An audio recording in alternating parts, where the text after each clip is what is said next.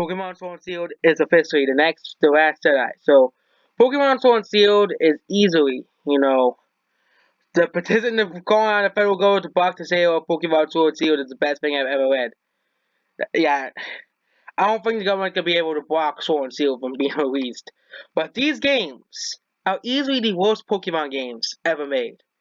Besides Let's Go Pikachu and Eevee, which are even worse than this game. Okay, all the problems in that game, Let's Go Pikachu and Eevee, are prevalent in Sword and Shield. But we'll not be talking about the terribleness of Pokemon Sword and Shield. I already talked about that. I will talk about that later. Okay, the terribleness and awfulness of Pokemon Sword and Shield. The the lack of the same using the same models. The fact that Game Freak has been lying to you, cutting moves and cutting corners. These is a company that doesn't care about its fans, like Star Wars and Lucasfilm. But here's another parallel that's happening. The critics are giving the games perfect reviews. Like The Last Jedi, Pokemon Sword and Shield is getting absolutely perfect reviews for such a subpar game.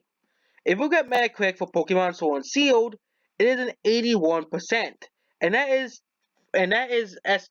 for both versions. Okay, we gotta wait one day and over now to see how us, the audience, perceive the game.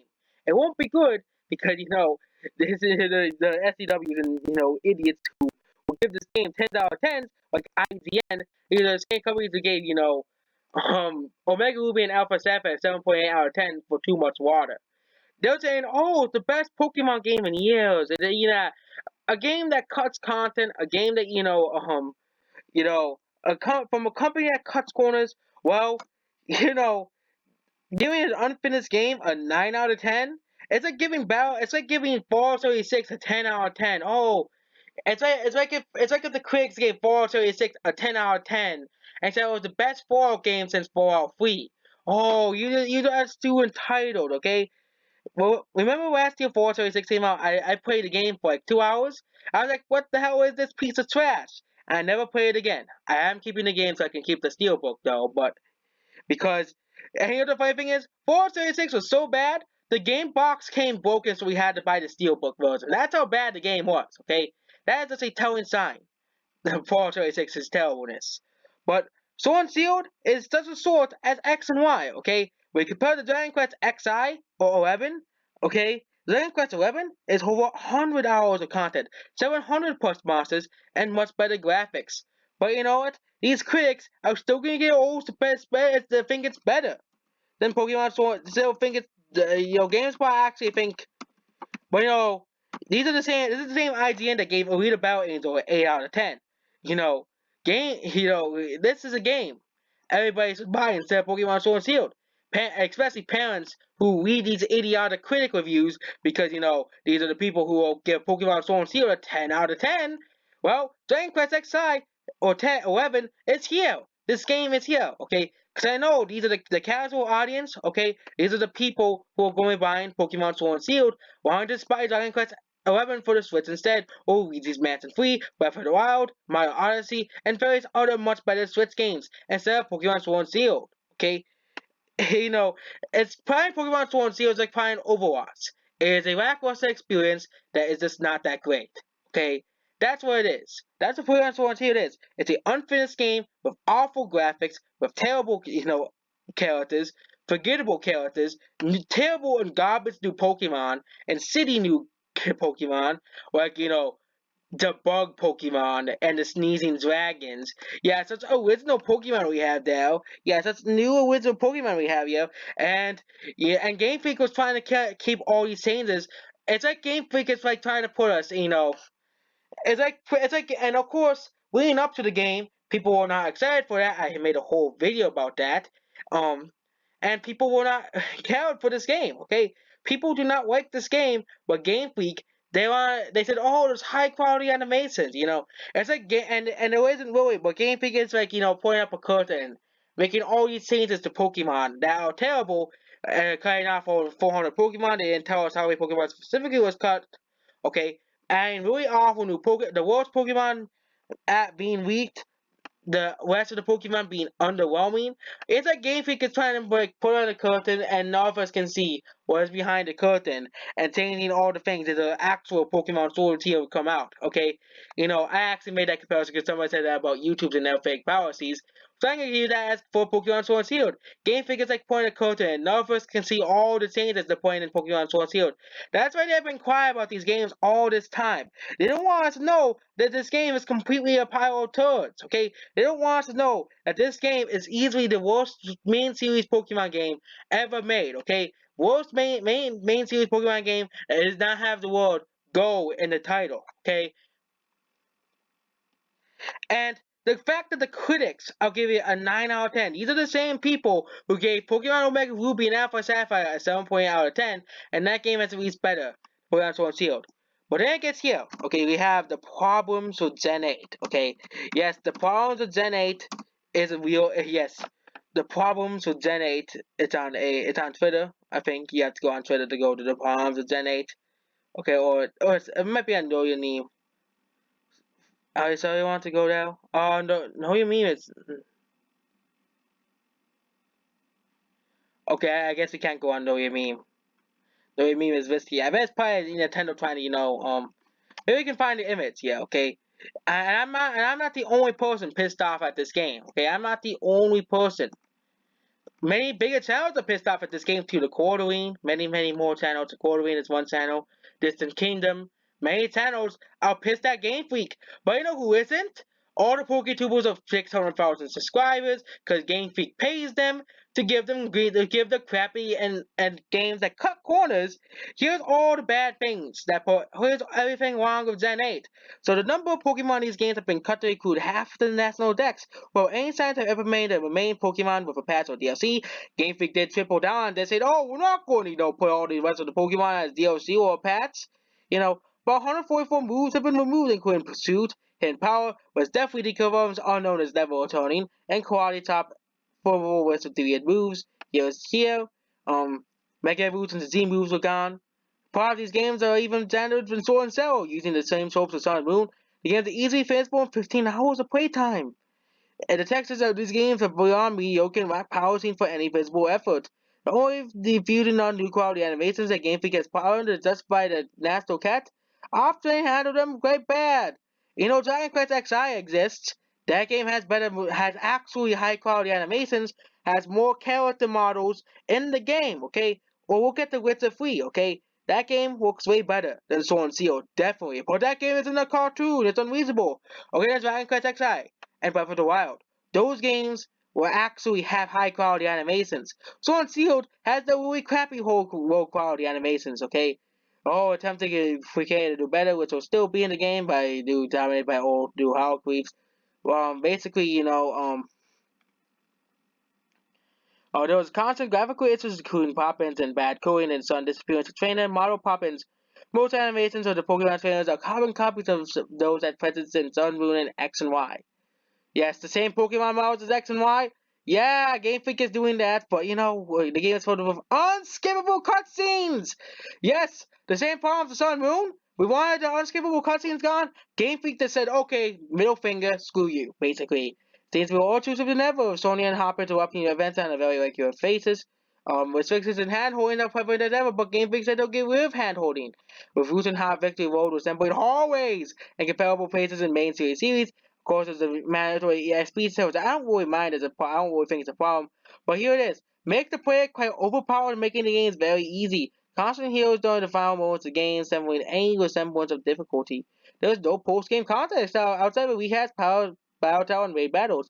In fact, the battle tower of Gala is inferior to other battle towers with no trouble battles, and this is I'm only halfway through this. I'm only halfway through the problems of Gen 8, okay? No following animations despite animations existing since Sun and Moon, and information in Let's Complete Team Eevee. The map is especially small with 10 routes in a barren wild area to explore. Okay? Questionable art style choices like they're using bright green for neon green for berry trees despite other trees not having these colors or pink hues and tones. Battles making the world look more artificial than it already is. Game cost 60 more, 100% more in the alley one over here. Okay? And this is just a half the problem. I only want to avoid half the problems here. The disastrous implications of random signing problems that could overall animations do not show the Pokemon signing or not, meaning on top of the bad of it, you have this potential problem. That Maxie's limited only gym battles or power-related fights, thus making his removal of Z-moves and Mega Evolutions unnecessary. The scale of the games are not bad enough, but due to Maxie has decided the Pokemon Railroad being small to his trainer, or other curious sightseeing battles more ridiculous in the 3DS era. There's the Switch, a console way more powerful than the 3DS, and you're telling me that Game Freak can't make this model scaling correctly? Battle Evolution did, and everybody hated that game. Okay, everybody said, "Oh, Battle Evolution is such a terrible game." Well, Battle Evolution is at least better than Sword and Shield because they have high quality animations. There's no GTS for no reasons, even though it's a staple of the franchise for over a decade. Pokemon Go is used as a scam to operate a GTS to store the Pokemon that didn't make it into these games. The main issues of these Pokemon battle battle powers, battle backgrounds, ranges for 15 Pokemon to indoor battles. The game's soundtrack is filled with unharmonious lyrics. He could say some but the critics say, "Oh, Toby Fox made a song for Pokemon Sword and Shield." That must be the reason why Pokemon Sword and Shield's soundtrack must be a masterpiece. But of course, it isn't. It sucks. Terrible. Pokemon Sword and Shield's soundtrack is one of the worst in Pokemon history. It's more often quite underwhelming. Let's Go even had a better soundtrack than Sword and Shield. Some instances, there's no soundtrack despite the more important of the importance of the events, like the fight between the cover legendary. According to Shiny Rock Pokemon, this sometimes freezes when using certain items. The world areas are underwhelming at best and hideous at worst, and may open area surveyed less than 15 minutes. There are no animations to find and similar actions despite other games, including them. Stages are mostly empty and devoid of meaningful content and no incentive to ever raise it again. Extreme style use of Britain and the inspiration of the Union, ranging from Pokemon compared to British stereotypes like Stoutland not being in the game and many analog many analog British attractions, fishing still restricted to various areas like Sun and Moon, unbalanced selection of Pokemon from various generations like an overrepresentative pandering of counter Pokemon like Charizard or Pikachu, but not Ekans, the best Pokemon with a snake backwards. Um, the bike uses an 8-7 replacement instead of mounted Pokemon like Gen 7 and Rescue Pikachu and Eevee, but it tested a most of using a Pokemon to complete the adventure. Pokemon overworld do not interact with the environment in any meaningful game, making an entire point of overworld counting it without any point of any meaning. The game is not made for long fans despite being still targeted for towards kids under the age of 12. The developers and producers constantly mocking campaign about the workable models effort put into the games. And that is all of the problems of Gen 8, okay? And of course, you're gonna have these game freaks that will tell you this, like, masters like the video say, "You're wrong, how dare you criticize these games? Yeah, how dare you criticize these terrible piece of trash games, okay?" The critics and idiots are saying this game is a masterpiece, but everybody else, we have been lied to. Game Freak has lied to us. Okay, I already made a video about that. You're using models. But of course, the stupid critics are giving high scores. And paid PokeTubers and paid critics probably by, Game Freak to make sure this game sells well. Because Game Freak wants to make sure this game sells well and sells 10, 15 million copies. Well, it's the next Last Jedi, okay? We all know Disney paid critics to give, the Last Jedi good reviews because nobody liked the Last Jedi, okay? Or either they paid the critics to give it good reviews, knowing Disney they probably do, or the critics are so dumb they don't understand what's the difference between a good or bad game. We can obviously tell that critics do pay, developer do pay to give games good reviews. Let's look at NBA 2K20, okay? 2K20, reviews. Okay, look at the scores on Metacritic, audience scores. Okay, the scores from look at this. 2 out of 10 by Steam, but the critics are giving it 7 out of 10. Okay, I think it's just proof that that game developers are paying critics to give the crappy games good reviews, so they can make sure they sell another 5 million copies of the crappy games. Okay, same thing of Battlefront 2. As well from last year, everybody hated it, but the critics they couldn't even give the game more than a 6%, or 6 out of 10, because EA, of course, gave the game good reviews, and of course the game eventually actually did get good after EA removed all the microtransactions, but the damage was already done. Okay, the damage was already done with this game. Okay, for another example, Borderlands 3 is another example. Okay, Borderlands 3 is another example. A game that was completely broken at once, okay? This is nothing new for critics to give bad games good reviews, okay? This is nothing new from these critics, okay? These quote-unquote critics, okay?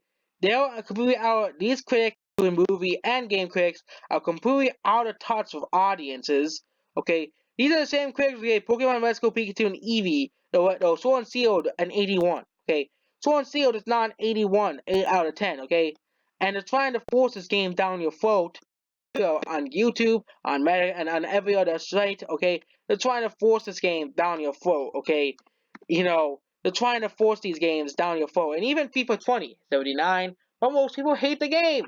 But we can't, but of course the critics are going to make sure this game sells well. That's how it is. We can't have an opinion games.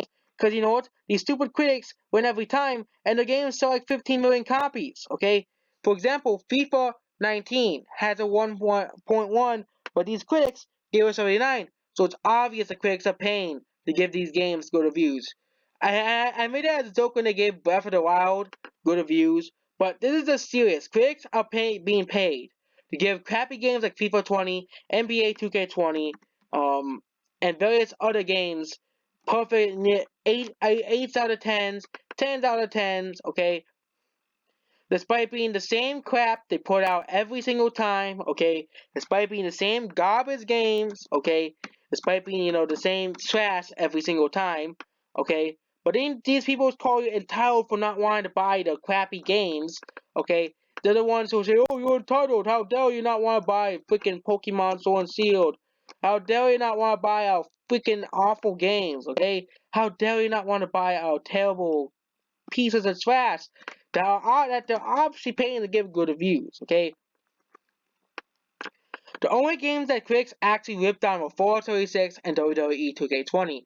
We hope that the critics actually, hopefully someday the critics be more honest, but knowing that the critics, they're never gonna be honest. They give anime games 7 really low scores, but then they give Sword and Shield to 81, okay?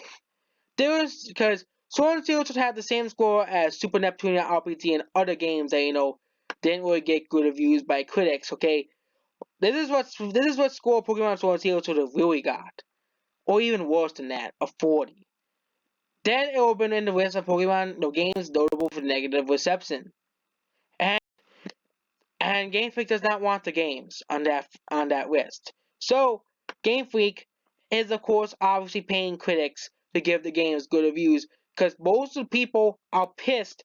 Besides, the Game Freak apologists and sales who will give this game a 10 out of 10 just because it has Game Freak's logo on it. It has it's Pokemon. How can it be bad? It has Game Freak's logo. It's Pokemon. And they're using the same logic that Disney fans use with Disney's remakes. Okay, the same freaking logic, okay, they'll use of Game Freak and Disney, okay?